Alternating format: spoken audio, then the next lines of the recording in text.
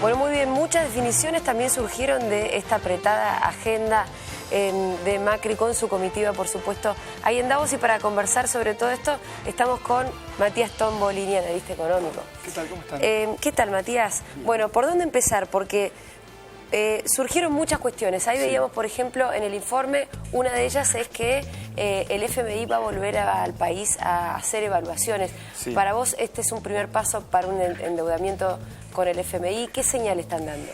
La verdad es que pocos países, yo te diría Argentina y Venezuela, no aceptan el artículo 4 de la cláusula del FMI, del cual la Argentina forma parte. Eso no significa que Argentina va a someterse a los programas del Fondo Monetario Internacional.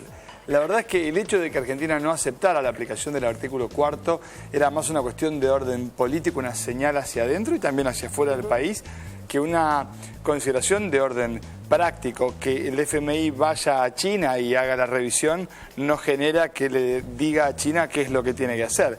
En ese sentido, cierto es que hasta acá el fondo no venía porque Argentina tenía serios problemas para mostrar sus estadísticas.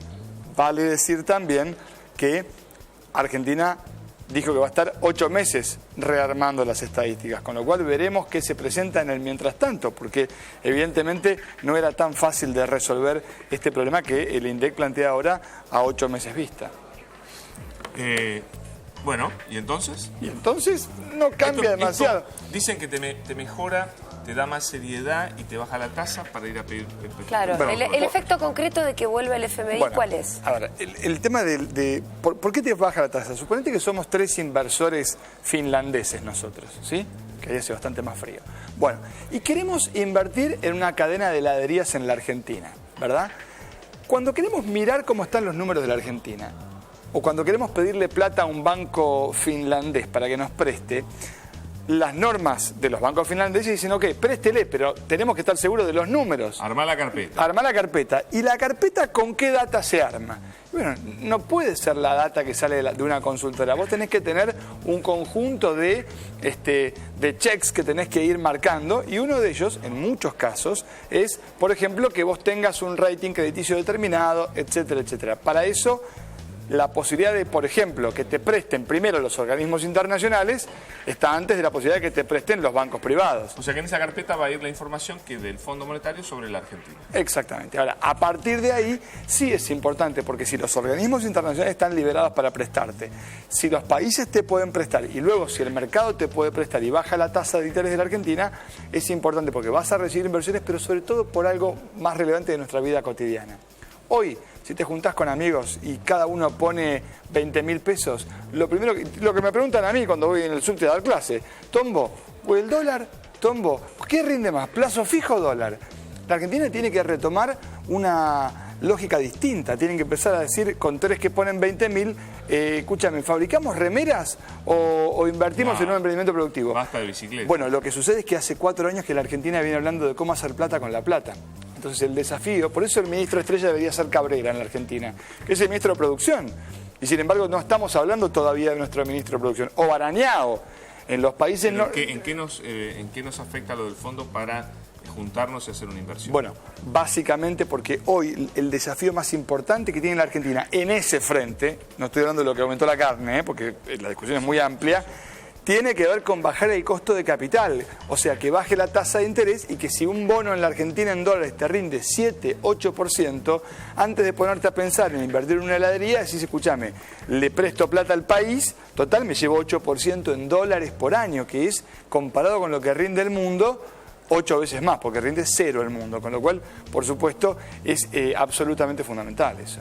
Lo que no significa establecer relaciones carnales. La Argentina fue a Davos después de mucho tiempo, veremos con el paso del tiempo, venimos de la relación carnal con Estados Unidos, pasamos a una mirada de independencia en la determinación de la política macroeconómica cuando le pagamos al fondo, a una última etapa del gobierno de Cristina donde era aislacionismo total, era no a todo el mundo, pero desde un lugar distinto, porque los últimos 4 años fue necesitando plata. Bueno, pero hubo relaciones con China, con Rusia.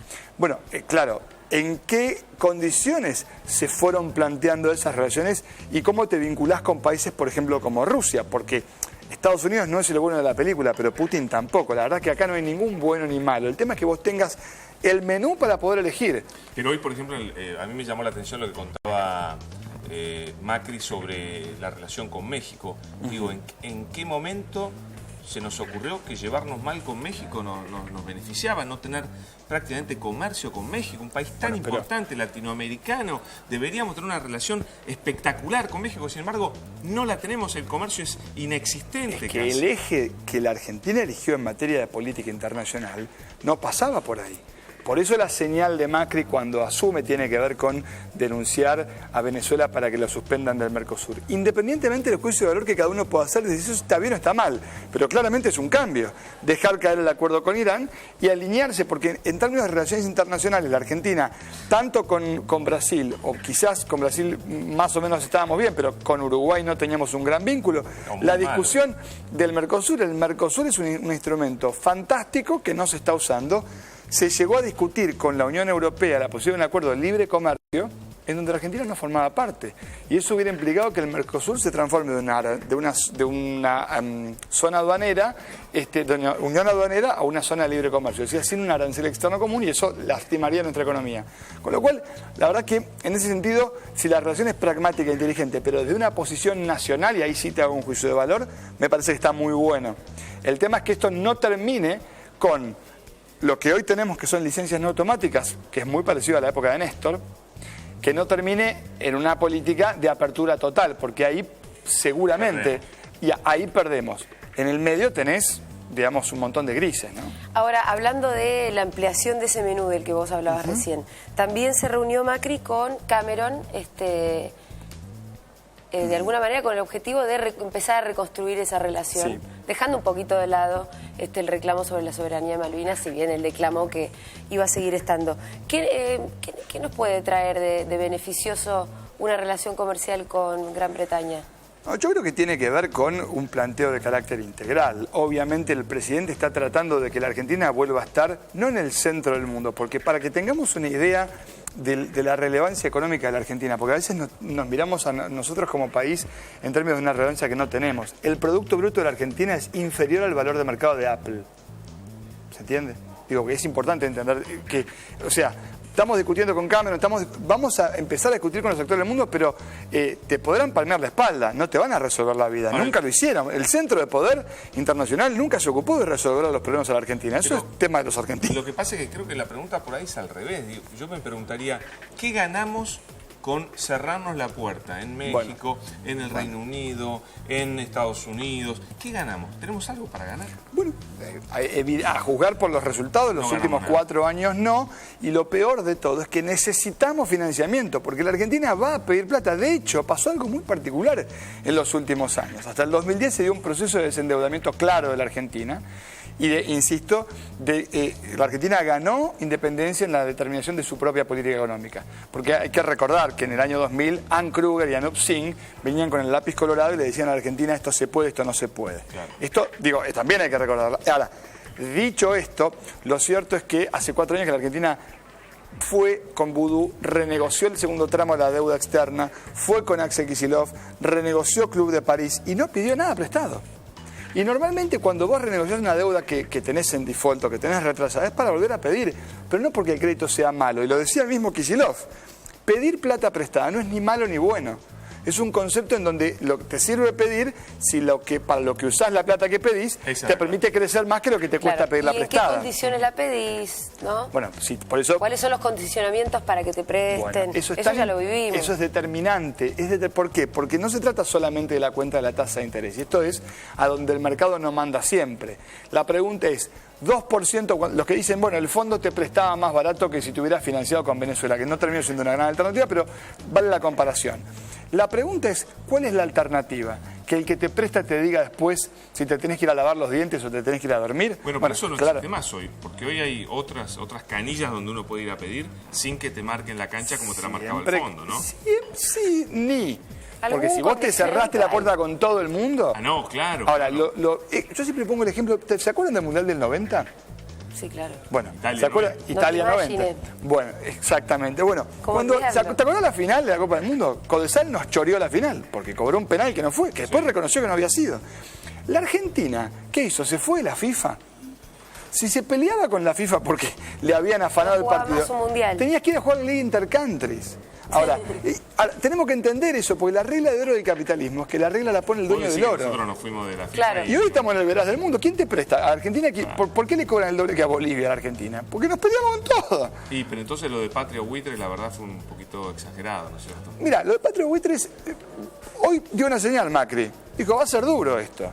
Porque lo que me parece que es importante... Sí, porque me parece que lo que hay que entender es que el gobierno anterior dejó un mensaje que es claro y que yo creo que es compartido por la sociedad. Cuando se discute la deuda de estas características, no es una discusión entre privados. El que te dice es como si fuera una convocatoria de acreedores. No, señor, no es una pizzería que se convocó y debe las cajas de la pizza grande de mozzarella y discute con el proveedor.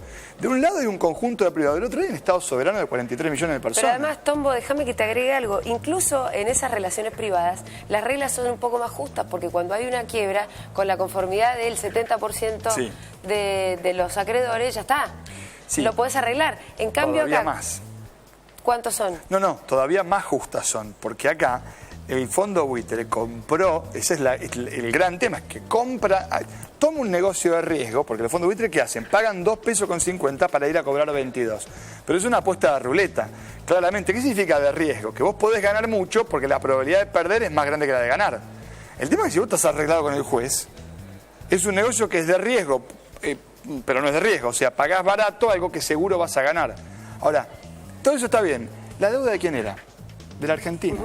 ¿Y quién se gastó esa plata en los 90?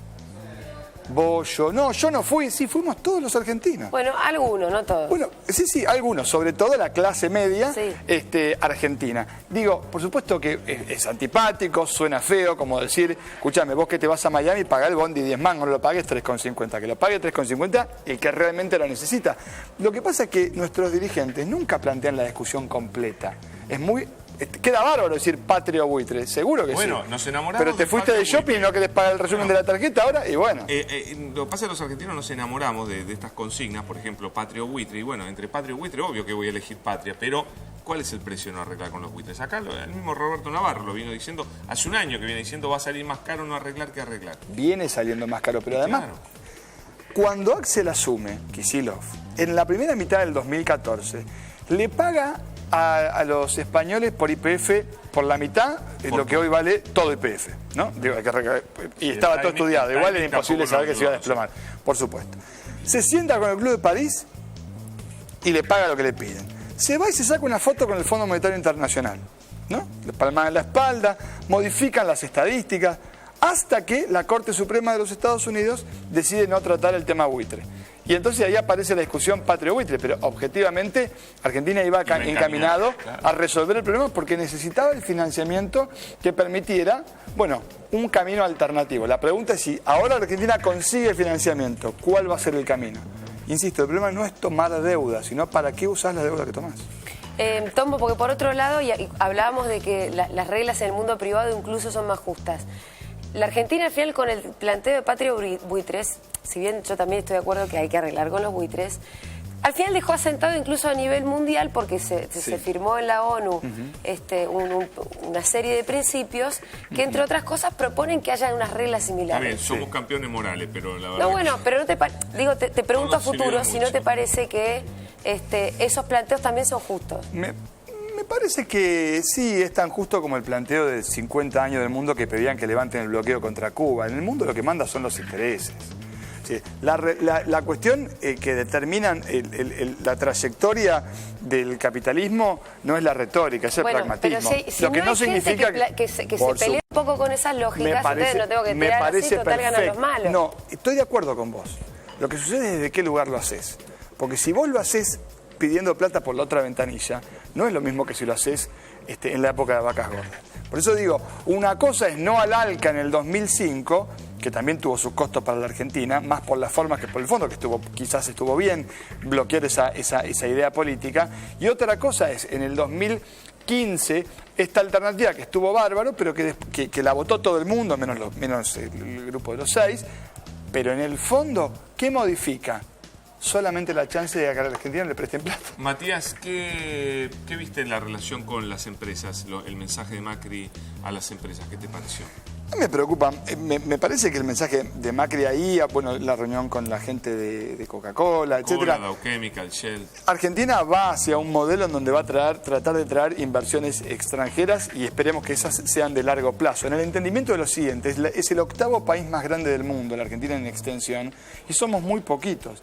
El ahorro interno no te alcanza nunca para financiar la dotación de capital que nos podría permitir transformarnos en un país desarrollado. No entiendo eso, explícalo. Que no nos va a alcanzar por más que crezcamos un montón. Si no vienen inversiones de afuera, con lo que podemos ahorrar nosotros para invertir acá no te va a alcanzar.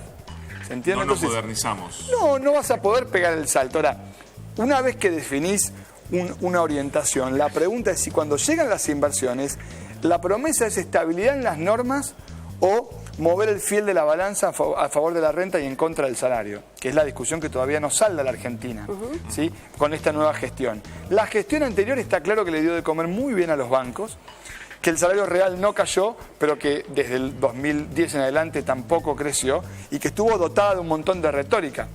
En el frente interno sí hay señales claras. Los gremios se están portando mejor que las empresas, porque las empresas hasta ahora vienen aumentando, precios cuidados no lo están respetando y faltaría tal vez ahí algún gesto de dureza por parte del gobierno, que yo creo que el presidente lo entiende mejor que muchos de sus funcionarios, que no le vendría mal alguna multa y algún correctivo, en el entendimiento de que los controles no resolvieron la inflación. No es con Moreno y la pistola arriba de la mesa, pero sí con un poquito de criterio justo para todas partes. Claro, porque finalmente es lo que termina pasando. Después de la evaluación se trasladó a los precios, es lo que vamos viendo. Sí, pero ahora no es una regla, porque en todas partes no pasa. Y no, bueno, pero hay que tener... Brasil devaluaron 55% y los precios subieron 10%. Tombo, recién hablaste que los gremios son los que mejores se portan. ¿Respecto de qué y por qué? ¿Porque están pidiendo menos de lo que fue la inflación? No, por el nivel de conflictividad, porque están esperando el momento adecuado para plantear la discusión. Lo cierto es que los precios, siempre pasa que enero, febrero y parte de marzo tenés precios nuevos con salarios viejos en procesos inflacionarios. Ahora, dicho esto, el nivel de conflictividad gremial que hay en la Argentina no es elevado. Bueno, todavía no estamos en paritarias. Ok, pero la carne aumentó una bocha. Y la nafta me sube 6%, sube en marzo de vuelta 6%. Entonces, por lo menos poneme los carteles de precios cuidados en la góndola que lo vea la gente. A lo que voy es, de vuelta... Hay supermercados, Matías, que me contaba hoy gente en la radio, que ni siquiera está poniendo el precio de las cosas. Porque está en la velocidad con la que está cambiando los precios, que no llega, vos llegás a la góndola... No dice cuánto vale. No dice cuánto vale. Anda a la caja a enterarte. Ahora, es tan difícil de sentarse con los formadores, que de vuelta... Hay que entender lo siguiente, la inflación no es un proceso que definen las empresas, depende del Estado, si no, hubiera inflación en todo el mundo y los empresarios que están en todo el mundo y concentrados en Chile, en Brasil, en Uruguay... De 12 años de un gobierno que dijo lo contrario, dijo la culpa es de las empresas. Está bien, y la inflación siguió. Totalmente. Porque si la culpa era de las empresas y tenía identificado al cúmulo del mal dirigido por Darth Vader y su reencarnación en la nueva Star Wars, que lo vayan a buscar si sabían quiénes eran. Bueno, pero es que, a ver, espera, con métodos absolutamente discutibles y polémicos, Moreno lo hacía. Se sentaba y decía, baja en el precio. El funcionario más inútil de los últimos 10 años, en esos términos. Pero sí, si no lo logró. Está bien, pero cuando... Pero si tenés que ver los resultados, quiero decir. En otras cosas habrán hecho las cosas... Cuando a Prat Gay en una conferencia de prensa un colega le pregunta cómo van a hacer para que la devaluación no se traslade a precios, cómo van a hacer con los formadores de precios, Prat Gay contesta, vamos a dialogar. O sea, al final, con el chumbo, no el chumbo a la mesa, es la misma metodología. Ir y pedirle, señor, por favor, señor Coto, por favor, no suba los precios. Que no, la metodología tiene que ver desde el lugar en el que vos lo planteás. Te digo más, Prat Gay no cumplió, porque dijo que la liquidación de los exportadores iba a ser 400 millones por día, fue 250. Por eso te digo, los empresarios tienen una regla, que es ganar plata, pero también la tienen en Corea del Sur. Y también la tienen en Brasil, y en Uruguay y en Chile. La codicia es un parámetro de la humanidad, no de la Argentina, y no se anula por decreto ni con la pistola arriba de la mesa.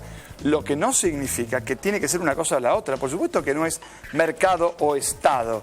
es mercado y Bueno. Estado. Matías, es un momento... Por eso tiene que estar cuando Estado vos venís con controlando. alta inflación Sí. y después devaluás, es obvio que es un momento de crisis. Vos tenés que estar con una lupa en los ¿Cuál es el donde el método Estado para tiene que por no eso- subieran los Claro. precios? ¿Cómo?